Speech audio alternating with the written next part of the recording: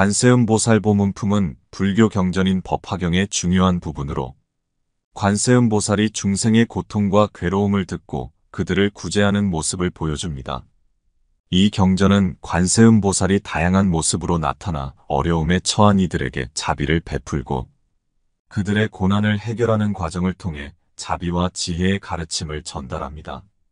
이 이야기는 이러한 관세음보살의 행적을 바탕으로 그녀가 여러 모습으로 나타나 다양한 사람들의 삶을 변화시키는 이야기를 담고 있습니다.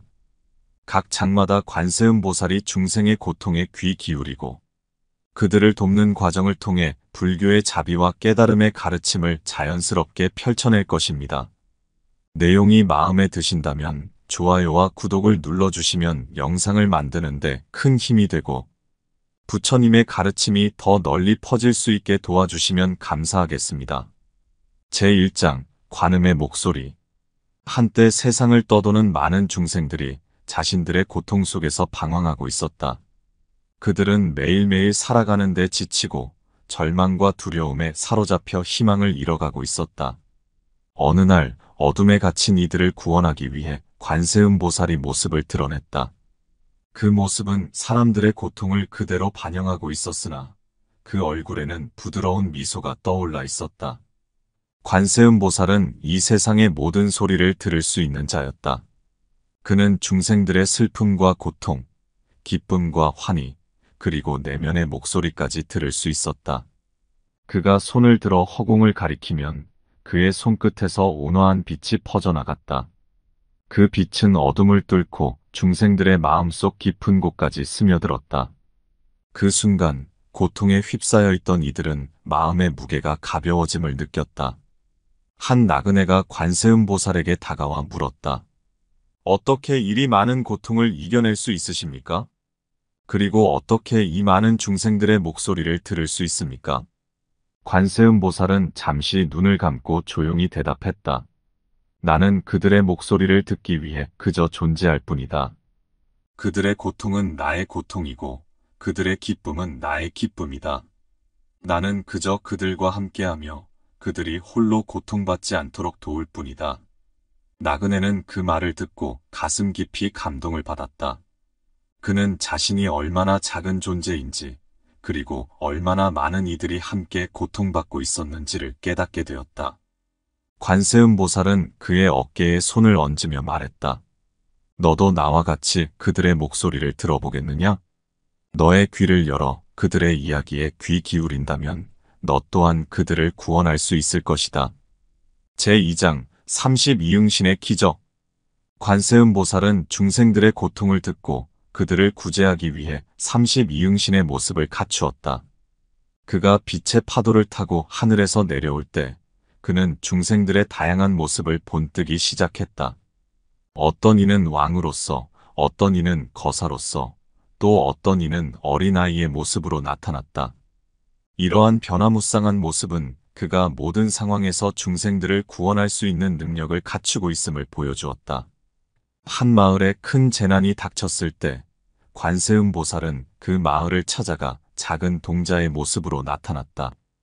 마을 사람들은 그를 보고 웃으며 말했다.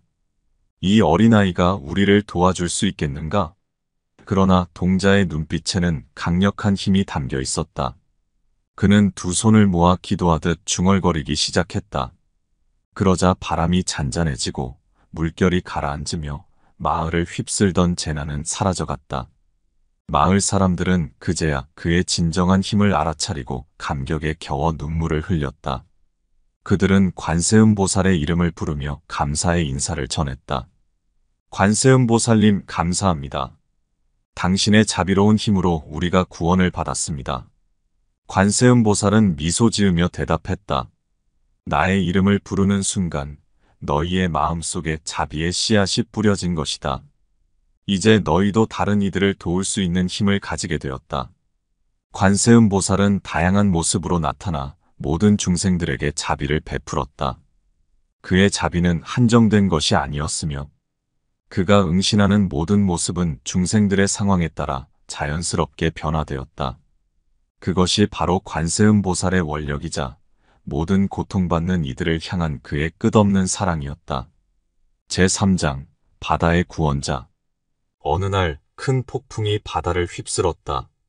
거센 파도와 거친 바람은 배를 타고 항해하던 이들을 집어삼킬 듯 몰아쳤다. 배 위의 사람들은 죽음의 공포에 떨며 속절없이 하늘을 바라보았다. 누군가 우리를 구해줄 수 있을까? 그들이 절망에 빠져 외칠 때 바다 위에 한 줄기 빛이 나타났다. 그 빛 속에서 관세음보살이 나타나더니 잔잔한 물결 위를 걸어오고 있었다. 관세음보살은 배 위의 사람들을 향해 부드럽게 미소 지었다. 두려워하지 말라. 내가 너희와 함께하니 파도도 너희를 삼키지 못할 것이다. 그 순간 거세던 파도는 마치 거짓말처럼 가라앉고 바람은 잦아들기 시작했다. 배에 탄 이들은 눈물을 흘리며 무릎을 꿇었다. 관세음보살님, 저희를 구원해 주셔서 감사합니다. 저희는 당신의 자비를 잊지 않겠습니다. 관세음보살은 그들의 머리를 어루만지며 말했다. 내가 너희를 구한 것은 너희가 스스로의 힘으로 일어설 수 있도록 돕기 위함이다. 두려움에 맞서 싸우고 자신의 길을 찾는다면 너희는 누구의 도움 없이도 이 바다를 건널 수 있을 것이다. 그 말을 남기고 관세음보살은 다시 빛 속으로 사라졌다. 그러나 그 빛은 배 위의 모든 이들의 마음에 남아 그들이 두려움을 이겨내고 더 큰 용기를 품게 해주었다. 그들은 그날 이후로 바다를 두려워하지 않았다. 어떤 거센 파도가 몰아쳐도 관세음보살의 미소와 그가 남긴 말이 그들의 마음을 지탱해 주었다. 그래서 사람들은 관세음보살을 바다의 구원자라고 부르기 시작했다. 제4장 불 속의 보살. 어느 작은 마을에 큰 불이 일어났다. 마을 사람들은 불길에 휩싸여 공포에 떨며 도망쳤다. 그러나 불길은 사방에서 휘몰아쳐 그들을 막아섰고 더 이상 도망칠 곳이 없게 되었다. 절망에 빠진 그들은 하늘을 향해 외쳤다. 누군가 우리를 구해주소서. 그때 불길 속에서 찬란한 빛이 나타나더니 관세음보살이 불 속을 걸어 나왔다. 그의 몸은 불꽃에 닿을 때마다 하얗게 빛나며 불길을 뒤덮어버렸다. 마을 사람들은 그 모습을 보고 놀라움을 금치 못했다. 관세음보살은 그들을 향해 말했다. 두려워하지 말라. 내가 너희와 함께 있으니 불은 너희를 태우지 못할 것이다. 그의 손이 흔들리자 불길은 한순간에 사그라들고 마을은 다시 평온을 되찾았다. 마을의 한 노인은 관세음보살 앞에 엎드려 말했다. 보살님, 어떻게 이렇게 불 속에서도 두려워하지 않으십니까? 우리는 그저 고통 속에서 괴로워할 뿐인데 어떻게 그런 평온함을 유지하실 수 있습니까? 관세음보살은 미소 지으며 대답했다. 불은 너희의 마음속 두려움을 상징할 뿐이다. 너희가 두려움을 이겨낼 때 불은 더 이상 너희를 태울 수 없을 것이다. 나의 존재는 그저 너희의 마음을 비추어주는 거울일 뿐이다. 그 말을 듣고 마을 사람들은 자신들의 마음속에 자리한 두려움과 고통을 깨닫게 되었다. 그날 이후로 마을 사람들은 어떤 고난이 닥쳐와도 두려움 없이 맞설 수 있는 힘을 얻게 되었다. 관세음보살은 그들을 바라보며 떠올랐다. 그는 다시 자신의 길을 따라갔지만 그가 남긴 자비의 빛은 마을 곳곳에 스며들어 모든 이들의 마음속에서 꺼지지 않는 불꽃이 되었다. 제5장 산속의 방랑자. 깊은 산속 한 나그네가 길을 잃고 헤매고 있었다. 날이 저물며 어둠이 깔리자 그를 덮친 것은 외로움과 두려움이었다. 바람은 차갑게 불어왔고 나뭇가지들이 부러지며 울리는 소리는 그의 마음을 더욱 두렵게 만들었다. 그 순간 나그네는 무릎을 꿇고 하늘을 향해 외쳤다. 이 산에서 빠져나갈 수 있도록 도와주소서. 누구든 저를 인도해 주시길 바랍니다. 그때 어둠 속에서 은은한 빛이 나뭇가지 사이로 새어나오기 시작했다. 그 빛 속에서 한 노인의 모습이 서 있었다. 나그네는 그를 보고 말했다. 어르신, 어떻게 이 산 속에서 길을 찾으셨습니까? 저는 이리저리 헤매다가 끝내 길을 잃고 말았습니다. 노인은 미소 지으며 대답했다. 길을 잃는 것은 누구에게나 있을 수 있는 일이다. 하지만 길을 찾지 못하는 것은 두려움 때문이다. 두려움에 사로잡히면 그 길은 더 멀어 보이게 마련이다. 내가 너를 인도하겠다. 그러나 먼저 내 안의 두려움을 버려야 한다. 나그네는 노인의 말에 따라 마음을 가라앉히고 두려움을 내려놓기 시작했다. 그리고 노인의 손을 잡고 천천히 걸어갔다. 놀랍게도 주변의 어둠은 점차 밝아졌고 나뭇가지들은 길을 열어주듯 양옆으로 물러났다. 얼마 지나지 않아 나그네는 드디어 산을 빠져나와 밝은 달빛이 비치는 들판에 서게 되었다. 그제야 나그네는 깨달았다. 자신을 인도해준 노인은 다름 아닌 관세음보살이었다. 관세음보살은 미소 지으며 말했다. 내가 너를 인도한 것이 아니라 내 스스로 길을 찾아낸 것이다. 어둠은 너의 마음에 있었을 뿐, 그 어둠을 밝힌 것은 너의 용기였다. 관세음보살의 말씀을 들은 나그네는 머리를 숙이며 감사의 인사를 전했다. 그리고 그는 산을 내려가며 더 이상 두려움 없이 삶의 길을 걸어가기 시작했다. 그의 발걸음은 한결 가벼워졌고 그 마음속에는 이제 밝은 빛이 깃들어 있었다. 제6장 꽃이 피어나는 자비의 길. 어느 작은 마을에 한 여인이 살고 있었다. 그녀는 긴 병마에 시달려 매일을 고통 속에서 보내야 했다. 병이 깊어져 몸조차 제대로 가눌 수 없게 된 그녀는 주변의 사람들마저 멀어져 갔다. 혼자 남은 여인은 자신의 운명을 한탄하며 눈물을 흘리기 시작했다. 왜 나만 이렇게 고통받아야 하는가? 왜 아무도 나를 도와주지 않는가? 그녀의 탄식이 깊어갈 무렵 집 앞에 한 낯선 이가 나타났다. 그 낯선 이는 빛나는 눈동자를 가진 젊은 여인이었다. 젊은 여인은 병든 여인의 손을 따뜻하게 잡으며 말했다. 그대의 고통은 나의 고통이요. 그대의 눈물은 나의 눈물입니다. 함께 이 고통을 견뎌봅시다. 젊은 여인은 하루도 빠짐없이 병든 여인의 집을 찾아왔다. 그녀는 함께 노래를 부르고 함께 이야기를 나누며 마을 곳곳에서 피어나는 꽃들을 따다 여인에게 선물했다. 처음에는 굳게 닫혀있던 병든 여인의 마음도 차츰 열리기 시작했고 그녀의 얼굴에는 오랜만에 미소가 번지기 시작했다. 그러던 어느 날 젊은 여인은 병든 여인에게 작은 씨앗을 건네며 말했다. 이 씨앗은 그대의 마음속에 있는 꽃입니다. 그대의 고통을 녹여내고 그대의 눈물을 적셔 키워나가면 언젠가 아름다운 꽃이 피어날 것입니다. 병든 여인은 젊은 여인의 말을 따라 씨앗을 심고 정성껏 돌보았다. 시간이 흐르자 그 씨앗은 싹을 틔우고 아름다운 꽃을 피워냈다. 그 꽃은 마치 여인의 내면에 피어난 자비와 사랑을 그대로 담아낸 듯 빛나고 있었다. 그때 젊은 여인은 그녀를 바라보며 마지막으로 말했다.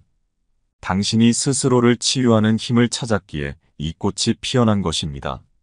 나는 그저 당신의 마음속에 있는 자비의 씨앗을 일깨워 주었을 뿐입니다. 젊은 여인은 환한 미소를 남기고 사라졌다. 그리고 그제야 병든 여인은 그 젊은 여인이 바로 관세음보살이었다는 것을 깨달았다. 그녀는 눈물을 흘리며 꽃을 바라보았다. 이제 더 이상 혼자가 아니라는 것을, 그리고 자신의 고통 또한 자비로 피어날 수 있다는 것을 알게 된 순간이었다. 제7장 고요한 강의 어머니.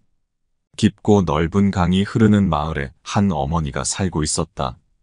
그녀는 아들을 잃은 슬픔에 빠져 매일 강가에 나와 눈물로 밤을 지새웠다.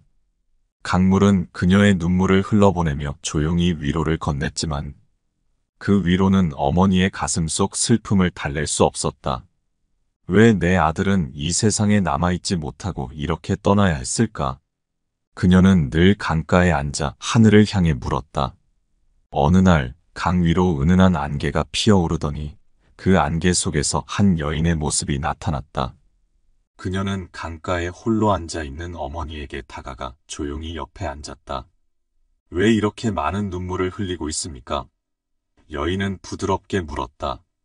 어머니는 흐르는 눈물을 닦아내며 대답했다. 내 아들은 이 강에서 사라져버렸습니다.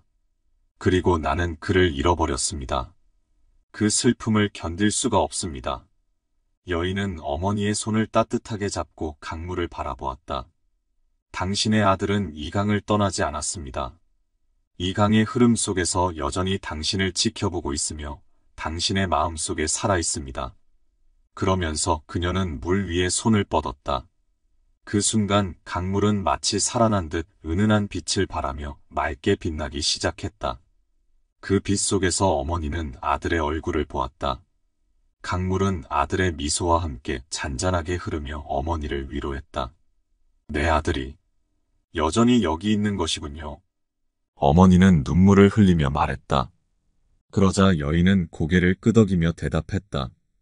그렇습니다. 모든 것은 변하지 않고 그대로 남아 있습니다. 그저 우리가 그것을 보지 못할 뿐입니다. 어머니는 여인의 말을 듣고 마음속에 평온함이 스며드는 것을 느꼈다. 그리고 그 순간 여인은 미소를 지으며 사라졌다. 그녀의 모습은 강물과 하나가 되어 흐르기 시작했고 어머니는 그제서야 깨달았다. 그 여인이 바로 관세음보살이었다는 것을. 그날 이후 어머니는 더 이상 강가에서 눈물을 흘리지 않았다. 그녀는 매일 강을 찾아와 잔잔한 미소를 지으며 아들과 대화를 나누듯 조용히 강물을 바라보았다. 그리고 그 강은 언제나 변함없이 그녀를 품어주었다. 제8장 마음의 거울. 한 마을에는 아름다운 소녀가 살고 있었다. 그녀는 누구보다도 아름다운 얼굴과 마음을 가지고 있었지만 이상하게도 그녀는 거울을 보지 못했다. 마을 사람들은 그녀에게 거울을 보여주려 했지만 소녀는 거울을 볼 때마다 두려움에 떨며 뒤로 물러났다. 내 모습이 무섭다. 내 마음속에는 분노와 슬픔만이 가득하다. 나는 내 자신을 볼 수 없다. 소녀는 그렇게 자신을 외면하며 살아갔다. 그러던 어느 날 한 낯선 여인이 마을에 찾아왔다. 그녀는 소녀를 찾아와 조용히 물었다.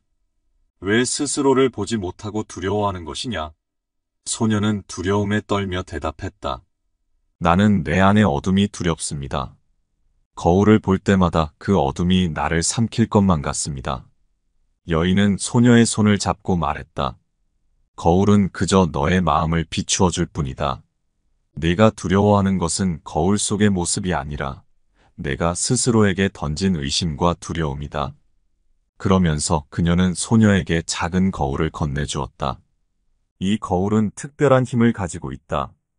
그것을 통해 내 마음의 참모습을 볼 수 있을 것이다. 소녀는 떨리는 손으로 거울을 들여다보았다. 놀랍게도 거울 속에는 분노나 슬픔이 아닌 맑고 평온한 자신의 모습이 비치고 있었다. 이게 정말 나인가요? 소녀는 믿을 수 없다는 듯 물었다.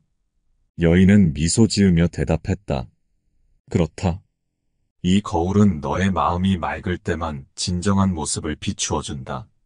네가 느끼던 분노와 슬픔은 일시적인 것이며 진정한 너의 모습은 언제나 그 안에 있었다. 소녀는 눈물을 흘리며 고개를 끄덕였다. 그동안 내가 내 자신을 얼마나 오해하고 있었는지 이제야 알겠어요. 감사합니다. 여인은 소녀를 따뜻하게 안아주었다. 너의 마음을 두려워하지 마라. 그것이 바로 너의 진정한 빛이다. 그제야 소녀는 깨달았다. 그 여인이 바로 관세음보살이었다는 것을. 그녀는 더 이상 자신의 마음을 두려워하지 않고 거울 속에 비친 자신의 모습을 진심으로 사랑하게 되었다. 제9장 눈먼 장인의 깨달음. 옛날 한 마을에 눈먼 장인이 살고 있었다. 그는 앞을 볼 수 없었지만 누구보다도 아름다운 도자기를 만들어내는 손재주를 가지고 있었다. 그의 작품은 마을 사람들 사이에서 소문이 나면서 점점 유명해졌지만 그 장인은 자신이 만든 도자기가 어떤 모습인지 알지 못했다. 그래서 늘 의심과 회의 속에서 살았다. 내가 만든 것이 정말 아름답다고 할 수 있을까? 혹시 사람들은 나를 위로하려고 거짓말을 하는 것이 아닐까? 이런 생각이 끊임없이 그를 괴롭혔다. 어느 날 그는 더 이상 의심을 견딜 수 없어 밤새도록 도자기를 만들다가 결국 손에 상처를 입고 말았다. 상처에서 피가 흘러나왔고 그 피는 도자기 위로 스며들어 붉은 무늬를 만들어냈다. 그때 한 여인이 장인의 집을 찾아왔다. 그녀는 장인의 도자기를 손으로 어루만지며 말했다. 당신의 도자기는 고통과 슬픔, 그리고 당신의 마음이 담겨 있어 더욱 아름답습니다. 당신의 손끝에서 피어난 이 무늬는 세상 어디에도 없는 독특한 아름다움입니다. 장인은 그녀의 말에 눈물을 흘리며 대답했다. 하지만 나는 그것을 볼 수 없습니다. 내가 만든 것이 어떤 모습인지, 정말로 아름다운지 알 수 없습니다. 여인은 장인의 손을 잡고 따뜻하게 위로하며 말했다.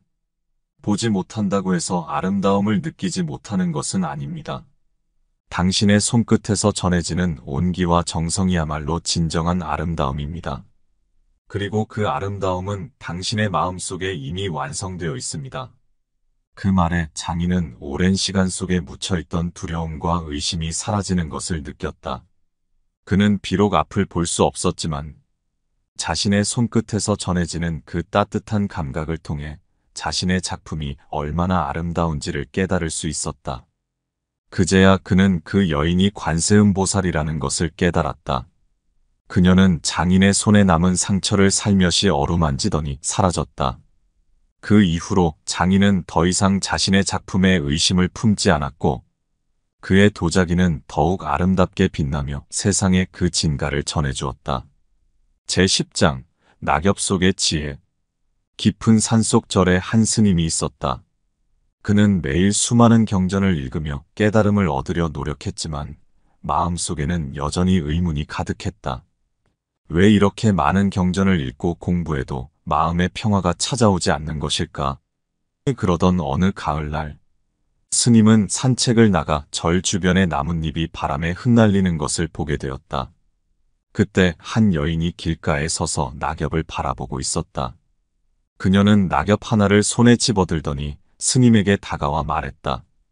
이 낙엽이 왜 떨어졌는지 아십니까? 스님은 고개를 저으며 대답했다. 아마도 시간이 흘러가면서 자연스럽게 떨어진 것이겠지요. 여인은 미소 지으며 대답했다. 맞습니다. 모든 것은 시간의 흐름 속에서 자연스럽게 변하고 사라지기 마련입니다. 그 변화를 받아들이는 것, 그것이 바로 진정한 깨달음입니다. 스님은 그 말을 듣고 한동안 멍하니 서 있었다. 그리고 문득 자신이 그동안 얼마나 많은 것을 붙잡고 놓지 못했는지를 깨달았다. 그는 그 자리에서 부처 앞에 앉아있던 경전들을 다시 생각해 보았다. 경전은 단지 글자에 불과한 것이 아니었다. 그것은 자연의 이치와 같은 것이었다. 그리고 그 이치는 한 장의 낙엽 속에도 담겨 있었다. 나는 이토록 간단한 진리를 찾지 못하고 있었구나. 스님은 깊은 숨을 내쉬며 말했다. 그제야 그는 여인이 관세음보살이라는 것을 알게 되었다. 그녀는 스님의 앞에서 조용히 손을 흔들며 사라졌다. 그녀가 사라진 자리에는 바람에 흩날리던 낙엽들이 그야말로 무언의 경전처럼 스님의 발 아래 쌓여 있었다. 스님은 더 이상 깨달음을 찾기 위해 애쓰지 않았다. 대신 자연의 흐름 속에서 마음을 비우고 자신이 지금 이 순간에 존재한다는 사실에 감사하며 살아가게 되었다. 제11장 어린아이의 선물.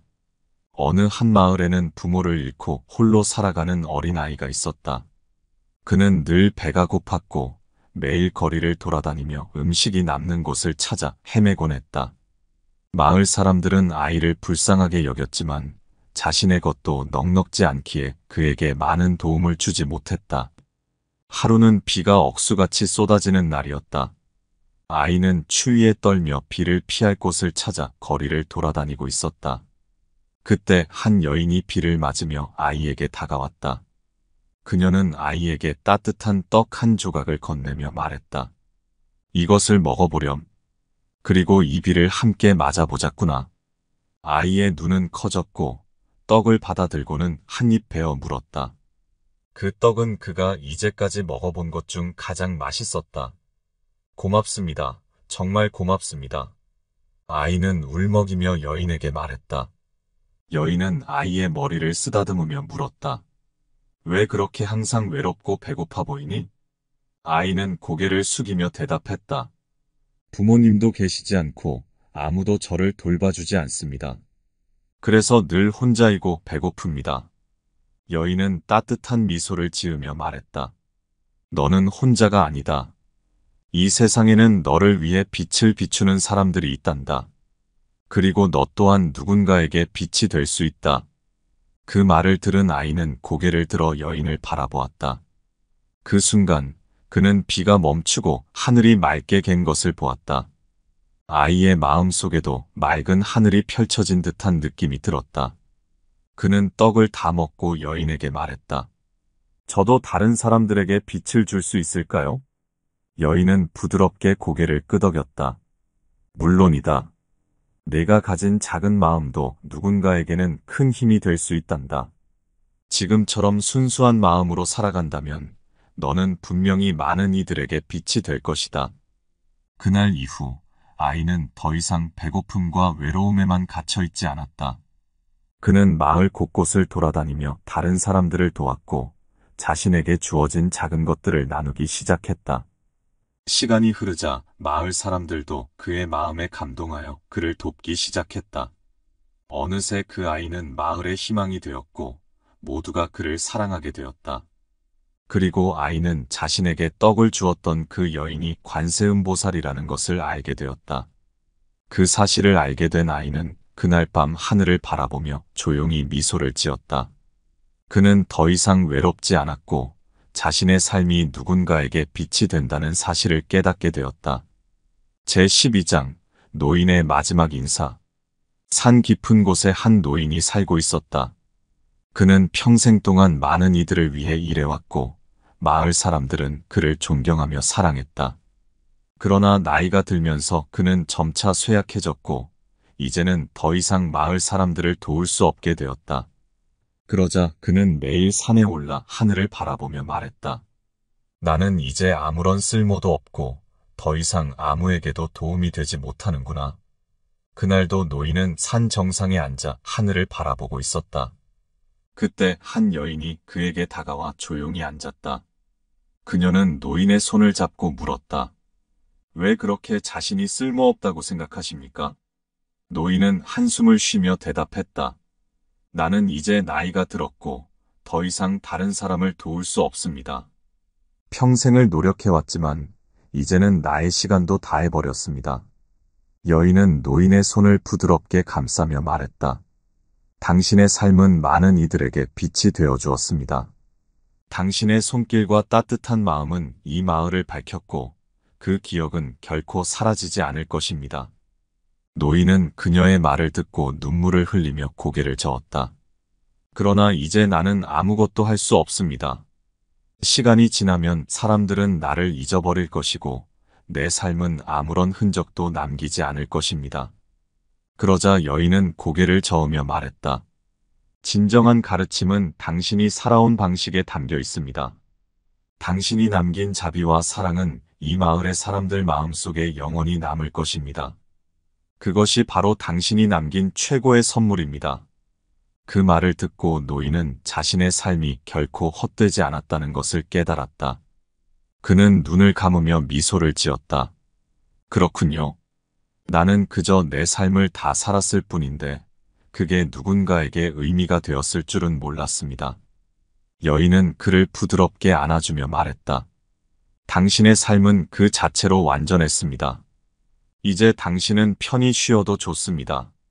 노인은 그 말에 눈물을 흘리며 여인에게 마지막 인사를 건넸다.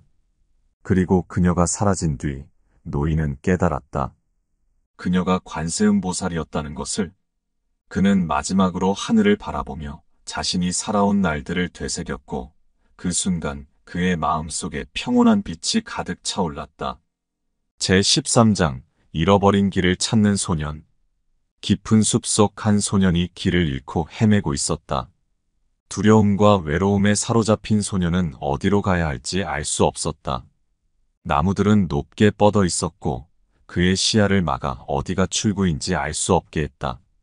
소년은 무릎을 꿇고 하늘을 올려다보며 눈물을 흘렸다. 왜 나는 이 길을 찾지 못하는 걸까? 왜 나에게는 아무도 도움을 주지 않는 걸까? 그때 잔잔한 바람과 함께 한 여인이 나타났다. 그녀는 소년의 눈물을 닦아주며 부드럽게 말했다. 왜 이렇게 절망하고 있니? 내가 길을 찾지 못한다고 해서 그것이 내 잘못은 아니란다. 소녀는 여인을 바라보며 물었다. 하지만 저는 너무나 두렵습니다. 이 숲에서 벗어날 수 없을 것 같아요. 여인은 미소를 지으며 말했다. 모든 길은 네가 찾기를 기다리고 있다. 그러나 그 길은 두려움을 극복할 때에만 보이기 시작한다. 그러면서 그녀는 소년의 손을 잡고 조용히 숲을 걸었다. 그들은 아무 말 없이 걸었지만 소년은 이상하게도 더 이상 두렵지 않았다. 그녀와 함께 걷는 동안 그의 마음은 점점 가벼워졌다. 한참을 걸은 뒤 여인은 멈춰 서며 말했다. 이제 네가 가야 할 길은 스스로 찾아야 한다. 내가 너를 여기까지 데려왔으니 그 다음은 네가 선택하는 것이란다. 소녀는 두려움을 잊고 고개를 끄덕였다. 그리고 그는 자신이 온 길을 돌아보지 않고 앞으로 나아갔다. 조금씩 나무 사이로 빛이 보이기 시작했고 마침내 그는 숲을 벗어나 밝은 들판에 도달할 수 있었다. 그제야 소녀는 뒤돌아보았지만 여인은 이미 사라지고 없었다. 그는 깨달았다. 그 여인이 바로 관세음보살이었다는 것을. 소녀는 눈을 감고 마음속으로 그 여인에게 감사의 인사를 전했다. 당신 덕분에 저는 제 길을 찾았습니다. 이제 저는 두렵지 않습니다. 그 후 소녀는 자신이 가야 할 길을 망설임 없이 걸어갔고 더 이상 두려움에 머무르지 않았다. 그의 마음속에는 언제나 따뜻한 빛이 함께하고 있었다. 제14장 한마을의 기적. 어느 마을에는 매년 가뭄이 찾아와 사람들의 삶을 어렵게 만들었다. 강물은 말라가고 논밭은 황폐해졌다. 마을 사람들은 해마다 기도를 드리며 비가 오기를 간절히 바랐지만 하늘은 끝내 응답하지 않았다. 절망한 마을 사람들은 모두 광장에 모여 이렇게 외쳤다. 우리에게는 더 이상 희망이 없습니다. 비가 오지 않는 한 우리는 이곳에서 살 수 없습니다. 그때 한 낯선 여인이 마을에 나타났다. 그녀는 광장에 서 있는 사람들을 향해 말했다. 왜 하늘이 응답하지 않는다고 생각하십니까? 당신들의 마음속에 이미 물이 고여 있는데 그 물을 발견하지 못하고 있기 때문입니다. 마을 사람들은 그 말을 이해할 수 없었다. 우리 마음속에 물이 있다니 그게 무슨 말입니까? 그들은 여인의 말을 의심하며 바라보았다. 여인은 미소를 지으며 광장 한가운데로 걸어나갔다. 그녀는 조용히 무릎을 꿇고 손을 모으더니 땅에 자신의 손을 대었다. 그 순간 놀랍게도 광장의 바닥에서 작은 물줄기가 솟아오르기 시작했다. 그 물줄기는 점점 커지며 시내로 흘러들었고 마침내 마을을 가득 채우는 강물이 되었다. 마을 사람들은 감격에 겨워 무릎을 꿇고 울기 시작했다. 이것이 기적이란 말입니까? 당신은 어떻게 이런 일을 할 수 있습니까? 여인은 그들을 바라보며 조용히 대답했다. 이 물은 내가 만든 것이 아닙니다. 당신들 마음속에 간직된 희망과 간절함이 바로 이 물의 원천입니다. 내가 한 것은 단지 그 마음을 이끌어낸 것뿐입니다. 그제야 마을 사람들은 여인의 말이 무슨 뜻인지 깨달았다. 그들은 자신들의 마음속에 이미 희망과 가능성이 있었다는 것을 잊고 있었다. 그 희망이 현실로 나타나기까지 그들은 그것을 스스로 발견하지 못했던 것이다. 마을의 지도자는 여인에게 다가와 감사의 인사를 전했다. 당신은 우리에게 삶의 기적을 보여주셨습니다. 이제 우리는 더 이상 절망하지 않을 것입니다. 여인은 미소를 지으며 고개를 끄덕였다. 그렇습니다. 언제나 당신들의 마음속에는 기적이 있습니다. 그것을 잊지 말고 서로를 믿으며 살아가세요. 그러고는 그녀는 잔잔한 바람 속으로 사라졌다. 마을 사람들은 그제야 깨달았다. 그녀가 바로 관세음보살이었다는 것을. 그리고 그날 이후 그들은 가뭄이 찾아와도 더 이상 두려워하지 않았다. 그들의 마음속에 간직된 희망과 믿음이 이미 그들을 지키고 있었기 때문이었다. 제15장 마음의 등불. 한 사찰에 매일 저녁 어둠이 찾아올 때마다 작은 등불을 켜는 노스님이 있었다. 그는 오랜 세월 동안 그 등불을 켜며 사찰을 지켰지만 이제 나이가 들어 손이 떨리기 시작했고 불을 켜는 것이 점점 힘들어졌다. 어느 날 그가 등불을 켜기 위해 손을 뻗었을 때 그만 등불이 바닥에 떨어지며 깨지고 말았다. 노스님은 한참 동안 그 자리에서 멍하니 앉아 있었다. 이제 더 이상 나에게는 이 사찰을 지킬 힘이 없구나. 이 작은 등불조차 켜지 못하는 내가 무슨 의미가 있겠는가? 그는 깊은 절망에 빠져 고개를 떨구었다. 그때 한 여인이 조용히 사찰 안으로 들어왔다. 그녀는 깨진 등불을 바라보며 노스님에게 다가왔다. 어찌하여 이렇게 슬퍼하고 계십니까? 노스님은 한숨을 쉬며 대답했다. 이 등불은 매일 밤 사찰을 밝히는 유일한 빛이었습니다. 하지만 이제는 그것마저 내가 지킬 수 없게 되었습니다. 여인은 부드럽게 미소 지으며 말했다. 그 등불은 단지 사찰을 밝히는 하나의 빛일 뿐입니다. 하지만 진정한 빛은 당신의 마음속에 있습니다. 그 빛은 꺼지지 않으며 영원히 이곳을 밝힐 것입니다. 노스님은 여인의 말에 잠시 생각에 잠겼다. 그리고 그의 눈에는 오랜 시간 묻어두었던 눈물이 흘러나왔다. 제 마음에도 아직 빛이 남아있는 걸까요? 여인은 노스님의 손을 따뜻하게 잡으며 대답했다. 그렇습니다. 당신의 마음속 빛은 항상 존재해왔고 앞으로도 꺼지지 않을 것입니다. 그 순간 사찰 안에 신비한 빛이 피어나기 시작했다. 그것은 노스님의 마음에서부터 시작되어 사찰 전체를 환하게 비추었다. 노스님은 그 빛을 바라보며 조용히 미소 지었다. 이렇게 아름다운 빛이 제 안에 있었군요. 여인은 노스님의 곁을 떠나며 마지막으로 말했다. 항상 마음의 등불을 켜두세요. 그것이 당신의 길을 밝히고 이 세상을 비출 것입니다. 노스님은 그녀가 떠난 뒤에도 그 자리에서 오랫동안 빛을 바라보았다. 그리고 그는 그 여인이 관세음보살이었다는 것을 알게 되었다. 그날 이후로 노스님은 더 이상 외로운 마음으로 등불을 켜지 않았다. 그는 자신의 마음속에 있는 빛을 깨달았기에 언제나 그 빛을 다른 이들과 나누기 시작했다. 제16장 모래 아래 지혜. 한 아이가 해변에서 놀고 있었다.